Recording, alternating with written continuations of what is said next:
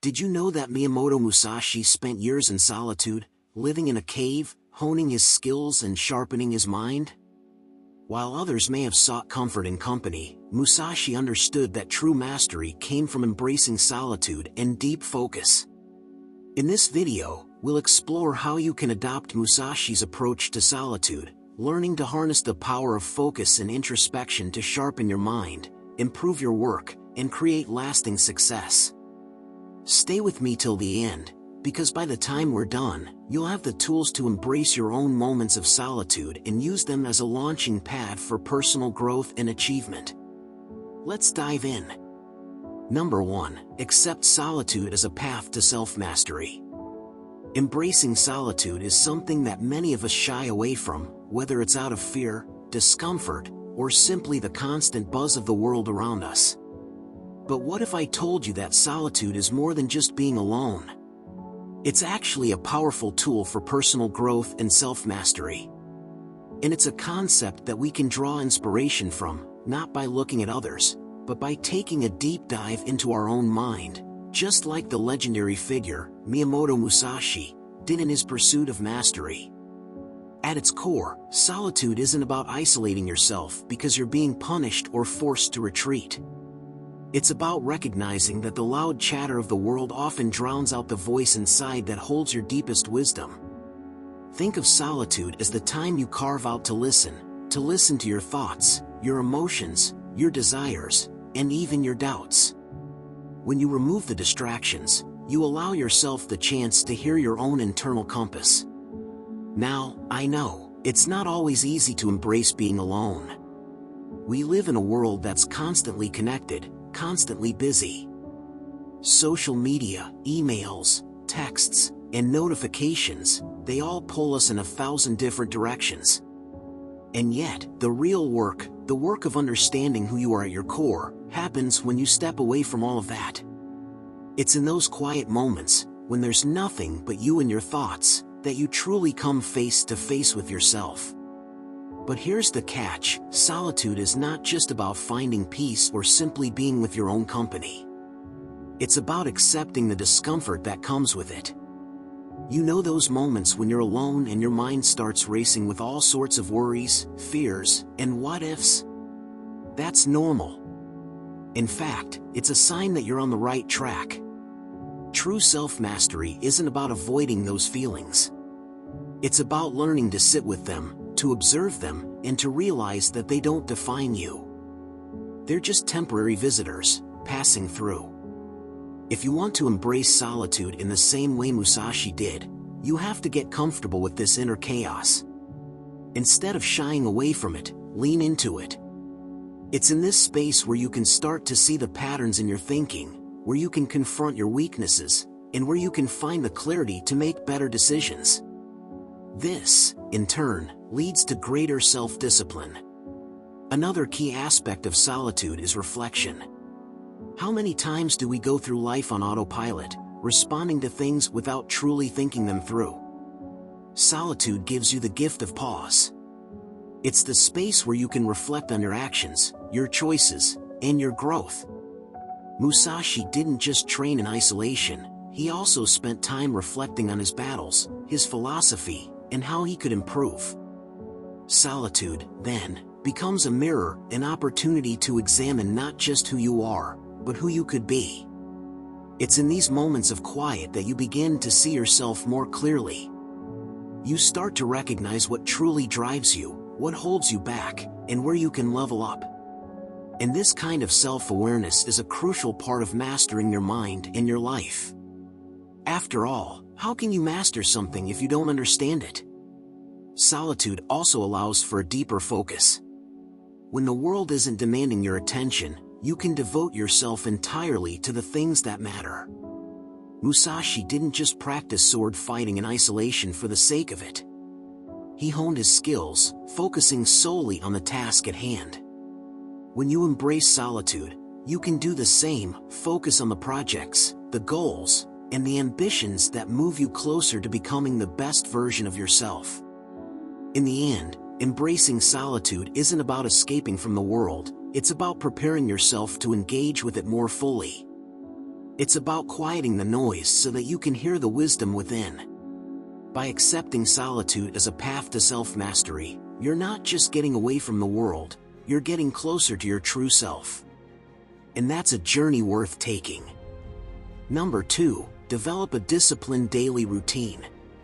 Developing a disciplined daily routine is one of the cornerstones of embracing solitude and focus. But here's the thing, it's not just about having a routine for the sake of having one.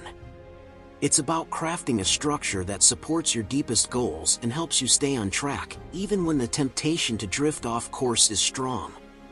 Imagine you wake up at the same time every day. No snooze button. No excuses.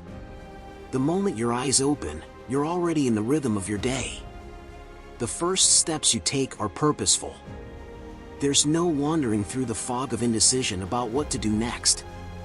The discipline to stay on this track will help you block out distractions, allowing you to dive deep into your tasks. But let's take a step back for a second. Why even bother with this rigid structure? Well, think of your daily routine as the blueprint of your life. It's what you do consistently that shapes the life you live. By having a routine that focuses on productivity and balance, you create an environment where your goals aren't just lofty ideals, they're attainable steps you can take every single day. Here's the key, a routine doesn't mean you lock yourself into a monotonous cycle of tasks. It's not about micromanaging your every minute, it's about building a framework that allows you to focus when you need to, without being pulled in a million directions. So, the routine should have pockets of intentionality and periods of flow. It's about knowing exactly when you need to focus and when it's okay to step back and recharge. Let's talk about the first few hours of your day. Those morning moments are sacred. They set the tone for everything that follows. If you can master the art of starting your day without being distracted by anything, whether that's your phone, the TV, or the endless noise of the world, you're already ahead of the game. Maybe your routine starts with something small like a morning stretch, followed by a few minutes of reflection. These moments of quietude, where it's just you and your thoughts, are invaluable. They give you clarity and remind you of the bigger picture. Now, once you have that quiet, the real work begins. Setting aside specific chunks of time to dive into your tasks is crucial. It's easy to let the hours slip away. But if you break your day into segments, each with a clear purpose, you ensure that you're always working with intention. You can't expect focus to happen automatically. It needs to be cultivated, and a disciplined routine is your garden. The more you tend to it, the more fruitful it becomes. But don't get too comfortable. There's always room for improvement, and sticking to your routine requires a commitment that goes beyond mere habit.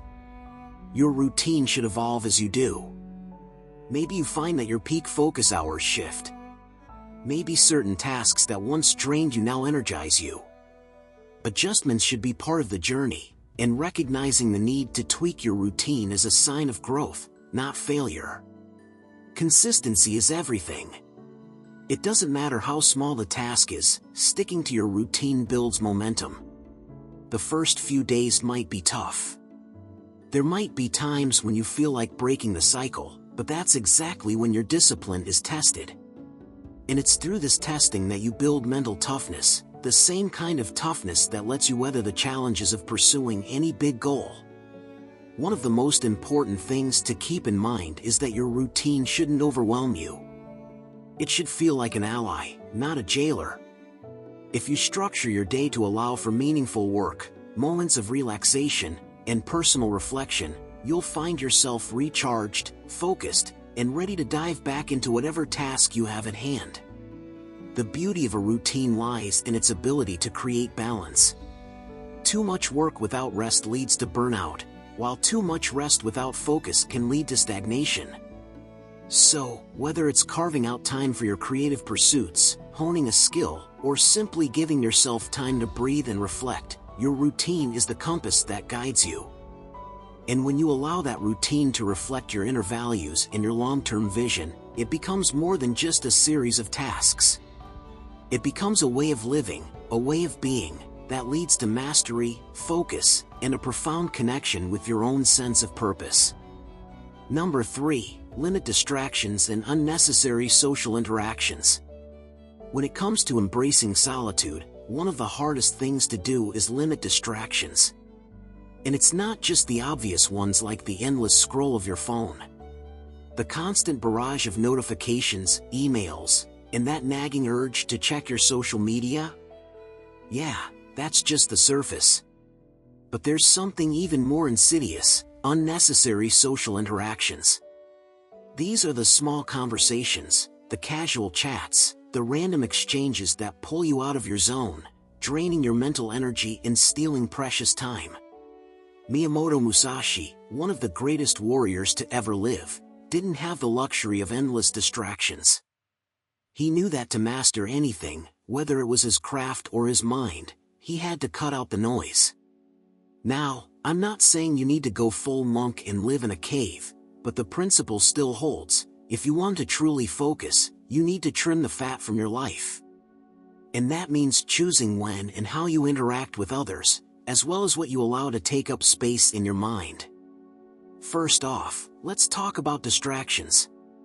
We live in a world designed to fragment your attention. Everything around you is built to grab you, hold you for a second, and then toss you back into the chaos. 1 second you're writing a report, the next you're pulled into a 20-minute chat with a coworker.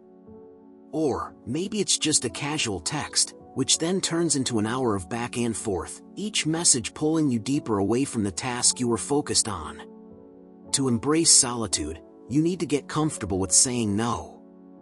Not just to big, obvious distractions, but to the small, nagging ones that are harder to resist.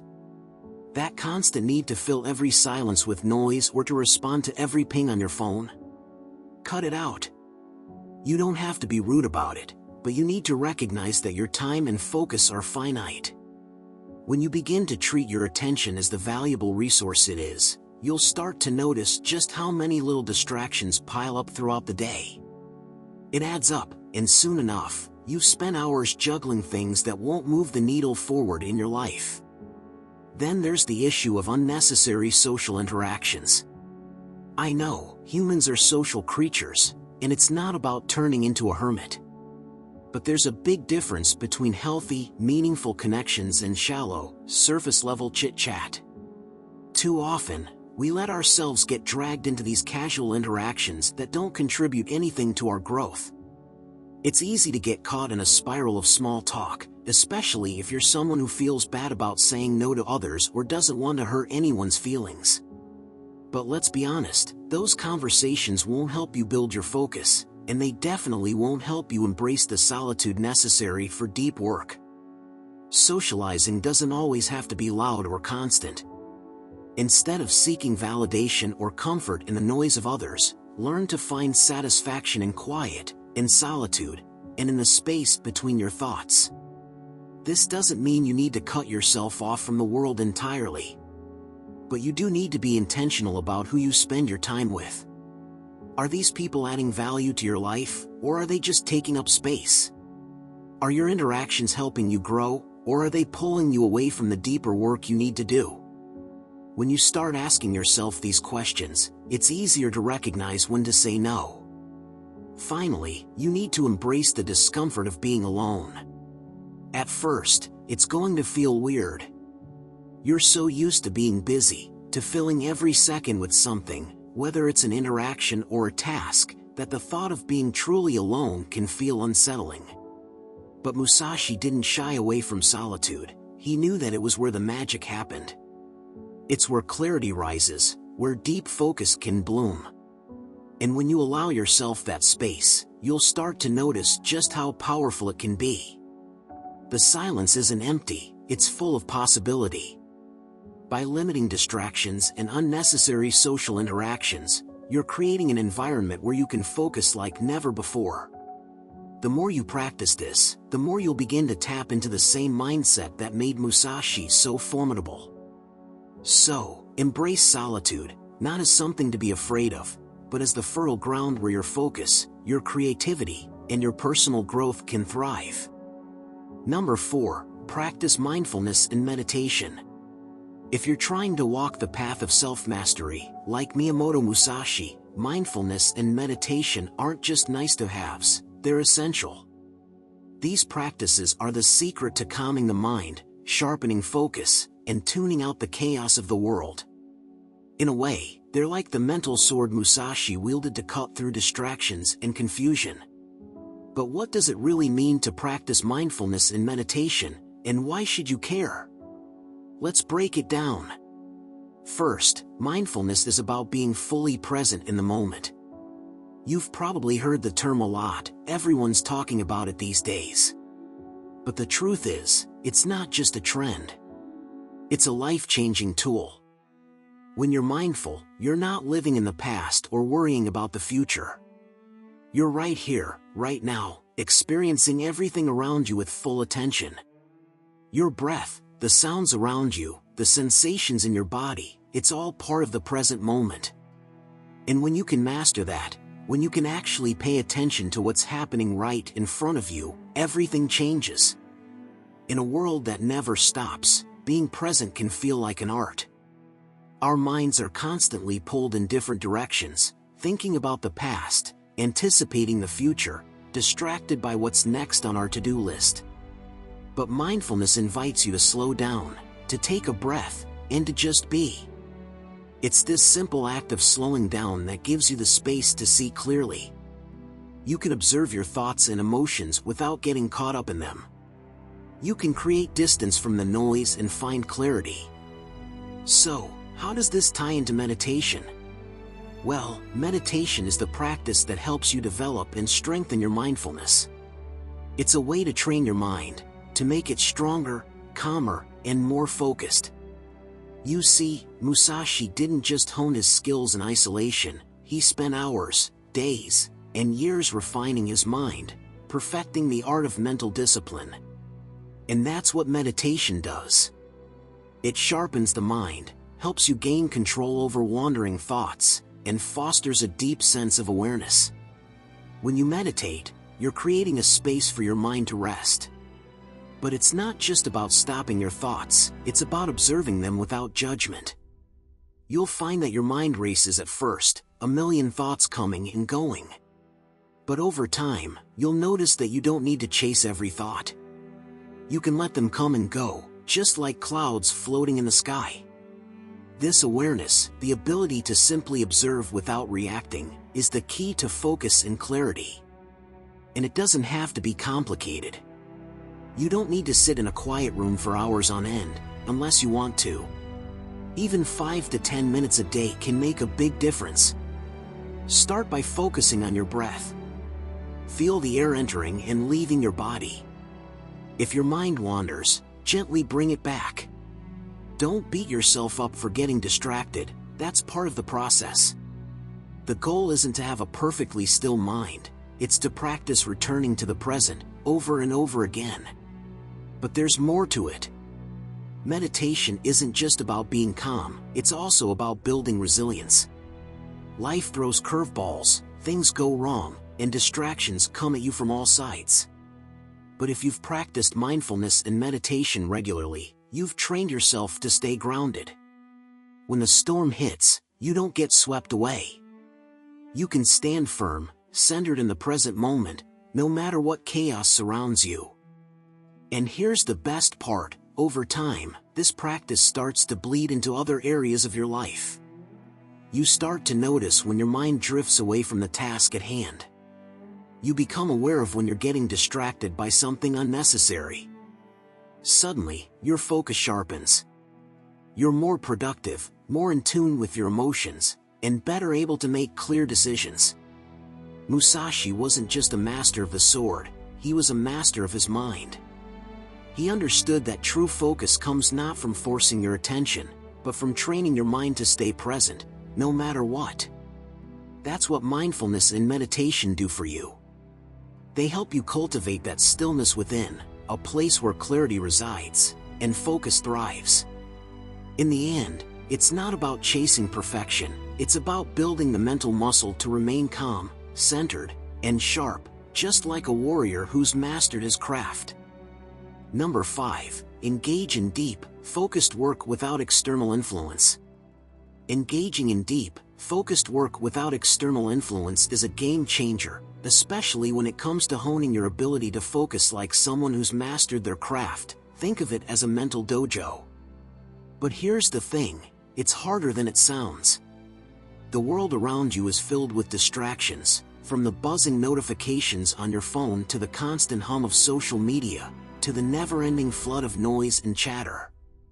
And in a world where attention is constantly being pulled in different directions, finding a way to focus deeply and uninterrupted becomes a rare superpower. So, how do you do it? How do you carve out time to work so deeply that the outside world fades into oblivion? First, let's talk about why deep work is so important.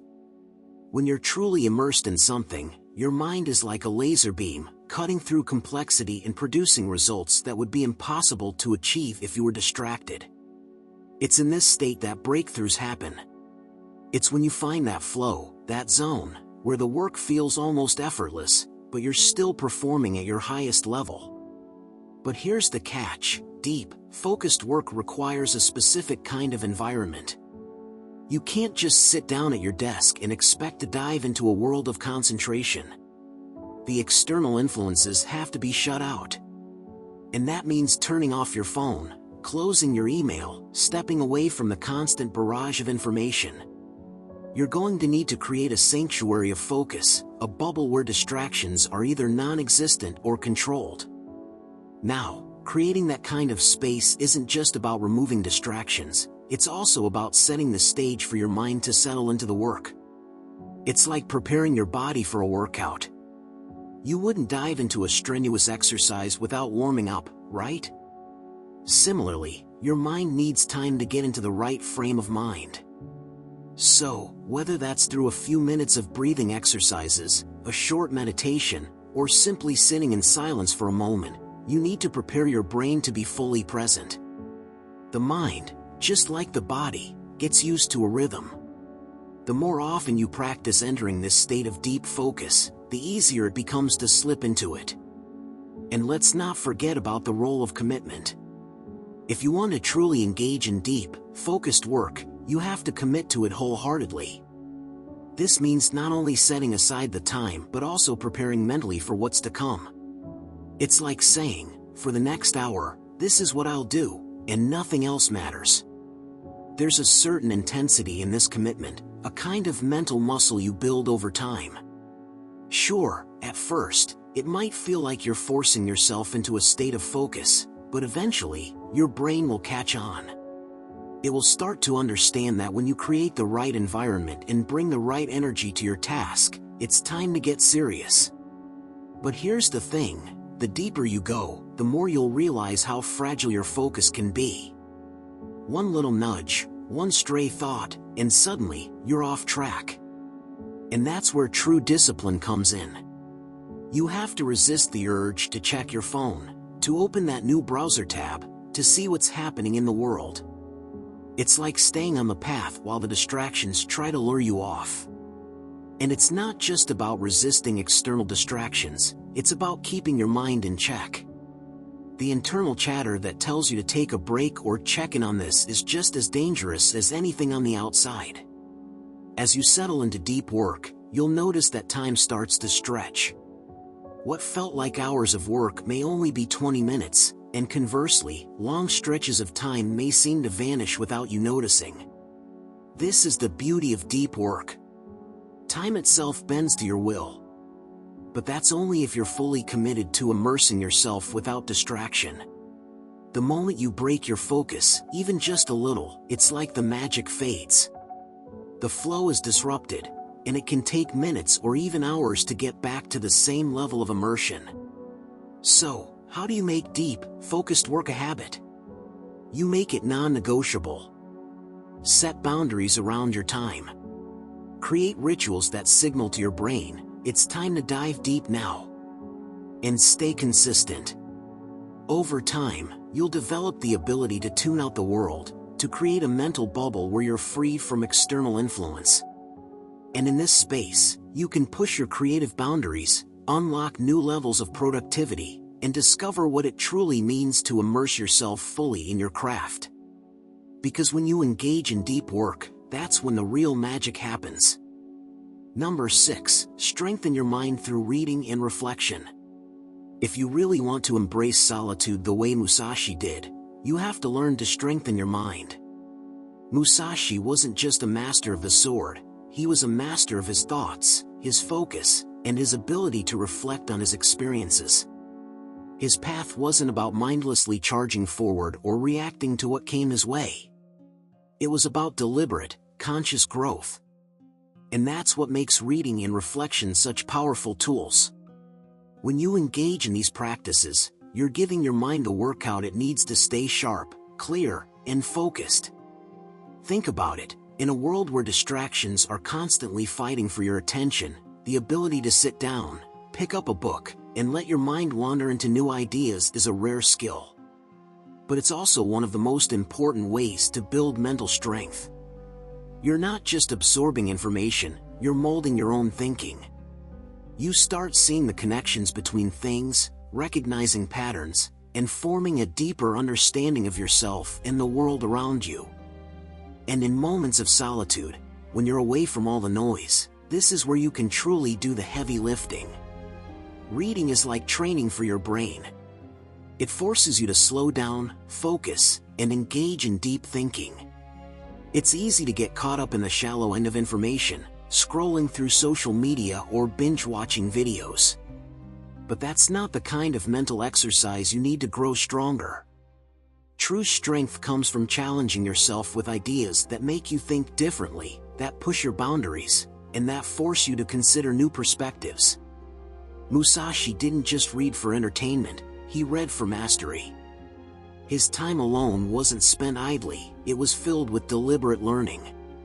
Whether it was honing his combat skills or understanding the deeper aspects of life, Musashi would have known the importance of feeding his mind with wisdom.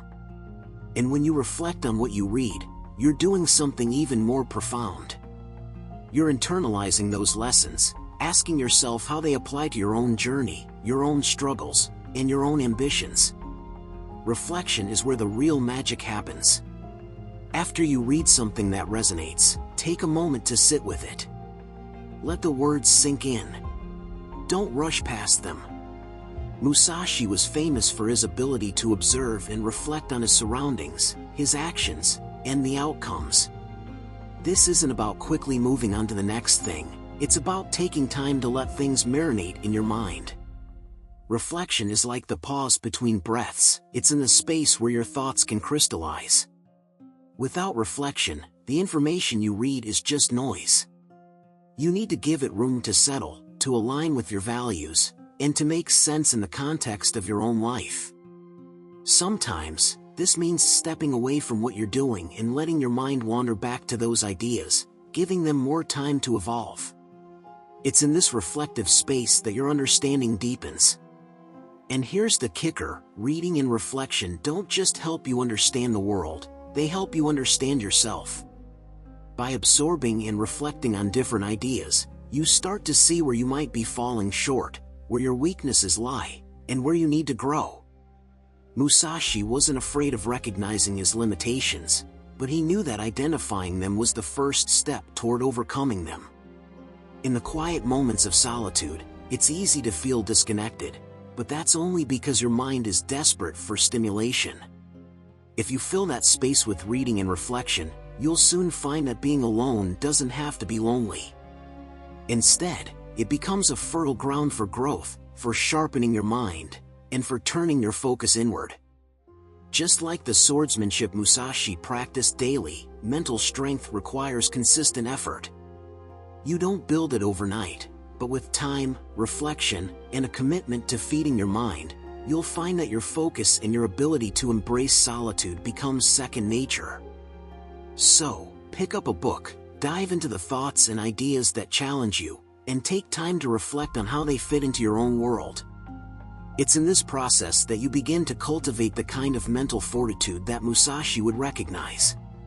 The mind is just like a blade, it needs constant sharpening, and the quiet, the solitude, and the time you spend reflecting on what you read are the best tools to keep it honed.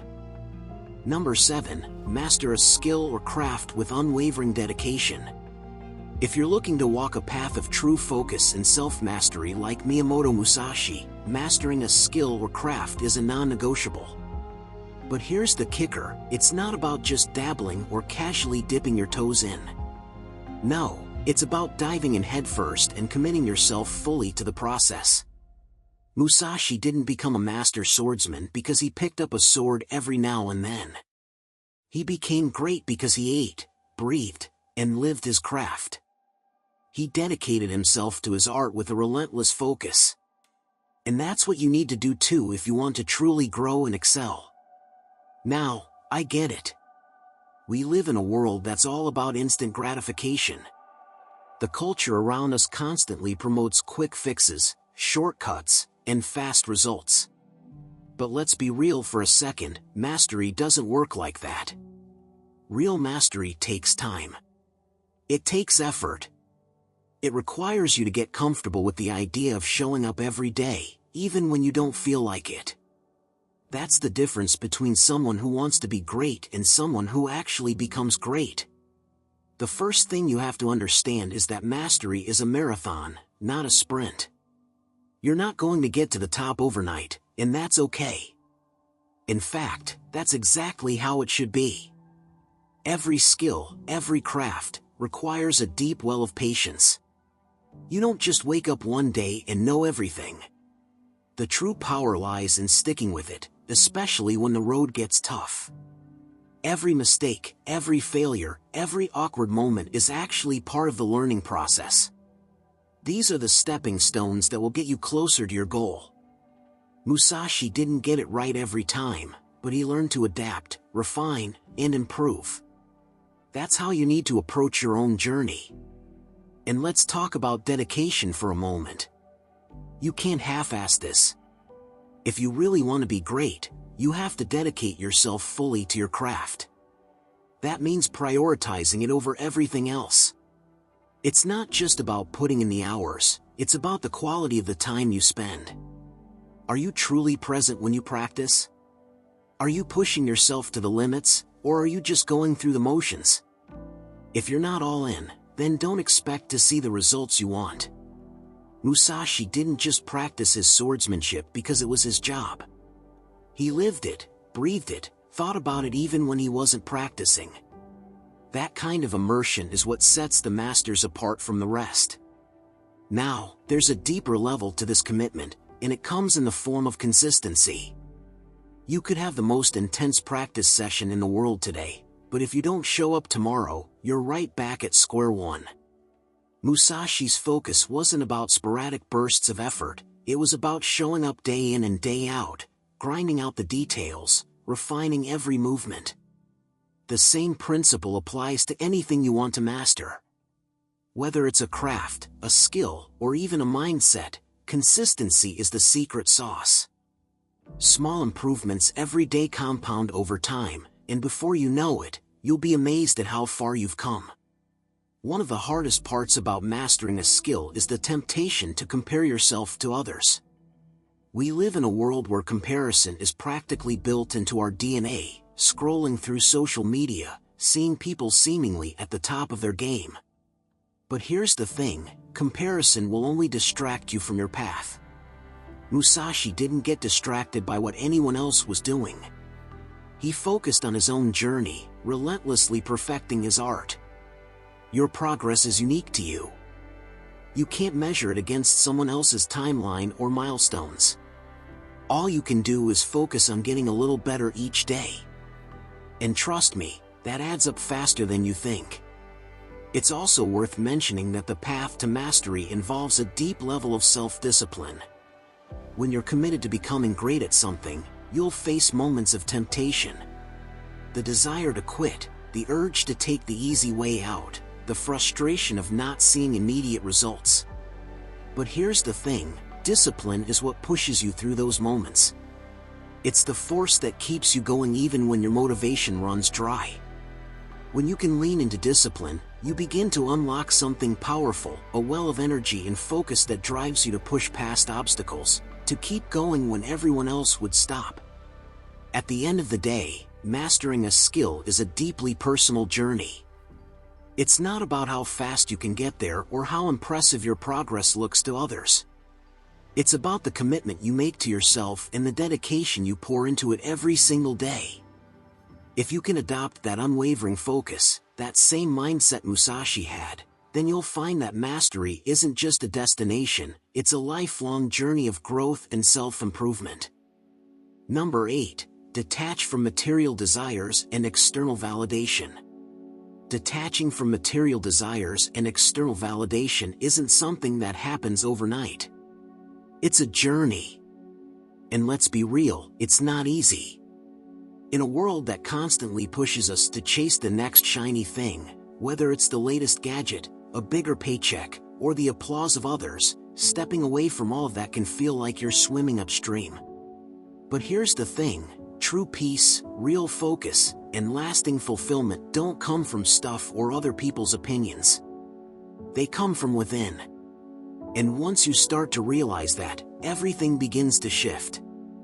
Think about it for a second. Every time you buy something you don't really need or obsess over how many likes your latest post gets, you're giving away your power. You're letting external forces dictate how you feel, what you want, and even who you are. It's like being a puppet, and the world is holding the strings. But when you start detaching from those material desires and the need for validation, you take those strings away. You become the one in control. The trick here is to stop seeking outside approval. This might sound simple, but it's harder than it seems. We've been conditioned to look for praise, to want people to recognize our worth. But here's the catch, relying on the opinions of others for your sense of self-worth is like standing on quicksand. It's unstable. One minute you're up, the next minute you're sinking. But when you detach from that need, you stand firm. You become grounded in who you are, without needing others to constantly tell you how great you are. This doesn't mean you stop caring about people or their opinions entirely. It just means you stop letting their approval be the measure of your value. It's about building a foundation of self-assurance that isn't dependent on external sources. Instead of asking, "What do they think of me?" you start asking, "What do I think of me?" The shift in perspective is everything. You begin to act in ways that are aligned with your own values, your own truth, rather than trying to live up to someone else's expectations. Material desires also play a big role in this. We live in a society that thrives on consumption, bigger homes, fancier cars, and the constant pursuit of more. But what happens when you start letting go of the need for more? You realize that happiness doesn't come from things. It doesn't come from the next big purchase or the next milestone. It comes from how you feel inside. The less you crave material possessions, the more freedom you gain.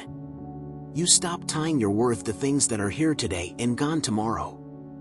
You realize that the true treasures in life are the ones you can't buy, the moments of peace, the joy of simple things, the satisfaction that comes from mastering your craft, and the quiet confidence that comes from knowing who you are. Now, I know, this sounds counterintuitive. Society tells us to go after the best, to climb higher, to always want more. But when you detach from that, you're no longer bound by the endless cycle of acquisition. You start to see that the chase isn't the answer. You find contentment in being present, in embracing the now. And here's the kicker, this kind of contentment actually brings more of what you want into your life. When you stop chasing after things, they start to come to you naturally. You stop forcing things to happen, and instead, they align in their own time, on their own terms. But let's not sugarcoat this, it's not easy. Detaching from these desires is like breaking a habit. It takes time, patience, and a lot of self-awareness. You'll catch yourself slipping back into old patterns. Maybe you'll see someone else with the new thing you thought you wanted, and you'll feel that old tug. That's okay. The goal isn't to be perfect, it's to keep moving in the right direction. Little by little, you begin to realize how much power you have when you no longer need anything outside of yourself to feel complete. It's not about rejecting all of life's pleasures, either. It's about recognizing that these things aren't the source of your happiness, they're simply bonuses. When you detach from the need for external validation and material gain, you create space for something much deeper, fulfillment that comes from within. And when you have that, you realize that you don't need anything or anyone to tell you you're enough. You already are.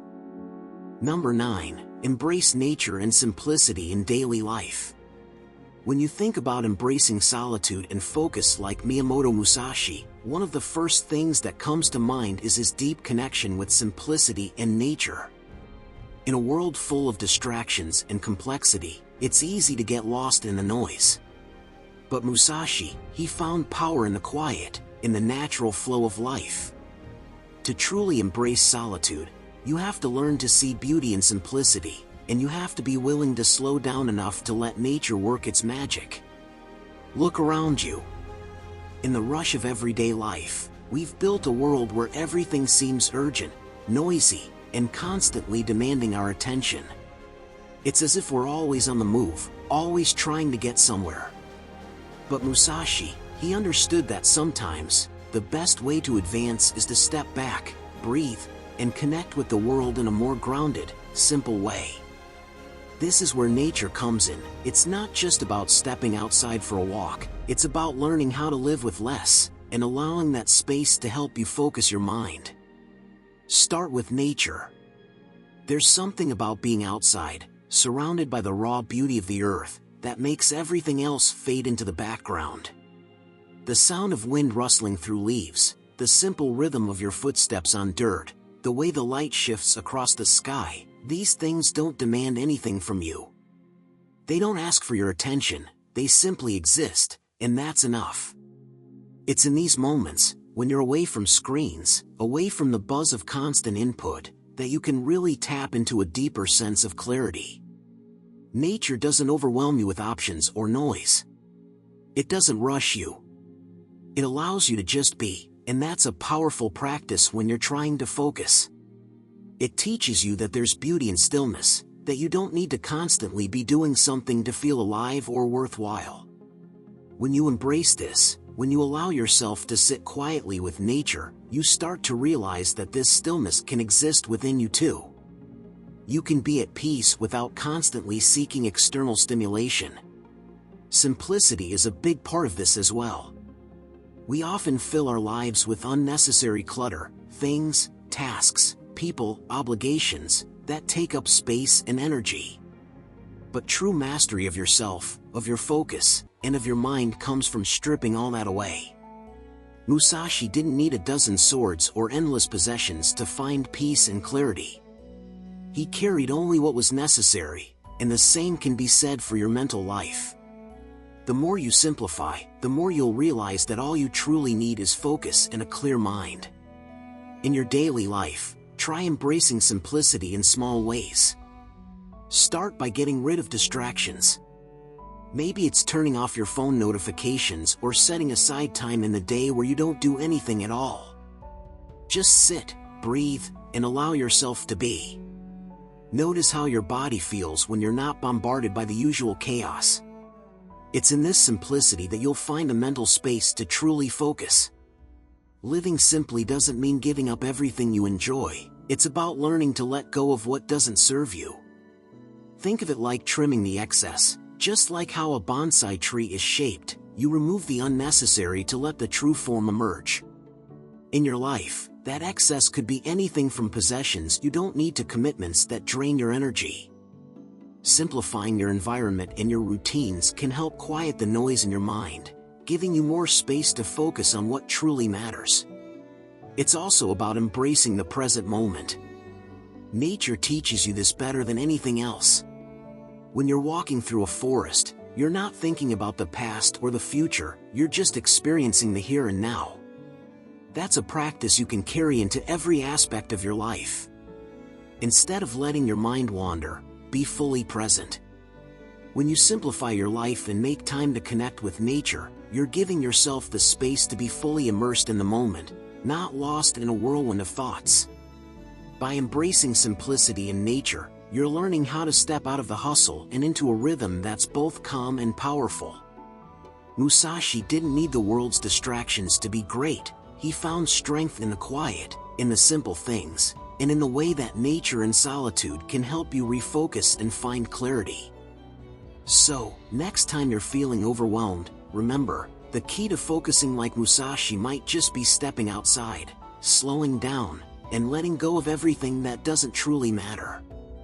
It's in that space of simplicity that you'll discover a deeper, more focused version of yourself. Number 10. Cultivate mental resilience through self-reliance. Cultivating mental resilience through self-reliance is one of those things that sounds straightforward, but in practice, it's not always easy. Yet, if you're serious about embracing solitude and focus like Miyamoto Musashi, this is where the real work happens. It's about developing a mindset that doesn't rely on anyone else to keep you going, because, ultimately, the only person who can truly push you through those tough moments is you. You see, self-reliance isn't just about being able to do things on your own. It's about having the mental fortitude to face challenges head-on, knowing that you can weather any storm, regardless of what happens around you. Musashi didn't sit around waiting for the world to hand him opportunities or for others to show him the way. He relied on his own strength, his own discipline, and his own inner guidance. That's what gave him the resilience to survive in an unpredictable world. But here's the tricky part: in today's world, we're constantly bombarded with messages that tell us we need help from others to succeed. From social media to influencers to well-meaning friends, everyone seems to have advice or resources for what we should be doing. And don't get me wrong, there's nothing wrong with seeking guidance. But there's a fine line between seeking support and leaning on others to the point where you lose touch with your own abilities. Self-reliance starts with the realization that the power to change your circumstances is already within you. It's in the way you respond to setbacks. It's in the choices you make when no one's watching. It's in the small, seemingly insignificant moments where you show up for yourself, even when you'd rather give up. The truth is, resilience isn't built in the moments of ease, it's forged in the fire of adversity. And when you rely on yourself to navigate through life's challenges, you build a foundation that's nearly unshakable. But how do you actually begin to cultivate this kind of resilience? First, you have to embrace discomfort. Yep, that's right, discomfort. Because the truth is, growth rarely happens in the comfort zone. Musashi didn't shy away from struggle. He understood that facing discomfort is part of the process of becoming stronger. It's in those uncomfortable moments that you learn what you're made of. You get to know your limits, and most importantly, you learn how to push past them. So when life gets tough, instead of looking for an escape or someone to make it easier, ask yourself, what's the lesson here? How can I grow through this? Second, you need to take ownership of your own path. It's easy to blame external circumstances, other people, the economy, timing, luck, but that's not the mindset of someone who's cultivating mental resilience. When you rely on yourself, you stop giving your power away to outside forces. You take full responsibility for where you're at and where you want to go. It's about having the courage to make decisions, even when you don't have all the answers. Musashi understood that the road to mastery wasn't a straight line, and it certainly wasn't paved for him. He had to carve his own path, often alone, and that's exactly what you have to do in your own life. The more you take responsibility, the more resilient you become. Now, let's talk about another part of self-reliance, emotional strength. We've all had those days when everything seems to be falling apart, when you're questioning yourself, your choices, or your worth. The key is to not let those moments define you. Mental resilience is about learning how to manage your emotions rather than letting them control you. It's about not being ruled by fear, self-doubt, or frustration. When Musashi faced doubt or fear, he didn't ignore it, he acknowledged it, understood it, and used it to sharpen his focus. That's exactly how you should approach your own emotions. Feel them, process them, and move forward. Don't let them hijack your progress. And finally, developing mental resilience through self-reliance requires patience. This isn't an overnight thing. It's a practice, a daily commitment to showing up for yourself, even when things aren't going according to plan. It's about having the grit to keep going, even when you don't see immediate results. Musashi didn't get good at what he did by giving up after a few failures. He kept going, refining his craft with unwavering dedication. It's that same determination, that same patience, that will help you cultivate resilience over time. In the end, self-reliance isn't about doing everything alone or ignoring the help of others. It's about having the mental strength to rely on yourself, knowing that you have the ability to handle whatever comes your way. It's about taking ownership of your journey, pushing through discomfort, and building an emotional foundation that can withstand any storm. This is the essence of mental resilience, and it's something that, like Musashi, you can cultivate to face the world with unshakable focus and determination. Thanks for watching. I hope you've gained some powerful insights into how to embrace solitude and use it as a tool for deep focus, just like Miyamoto Musashi. In a world full of distractions, finding peace in solitude is one of the most valuable skills you can develop. If you found this video insightful, be sure to like, share, and subscribe for more wisdom on personal growth and self-mastery. Remember, the path to greatness often requires moments of stillness, so embrace them fully and let them sharpen your mind and spirit. Until next time, stay focused, stay strong, and keep embracing your solitude to unlock your highest potential. Take care.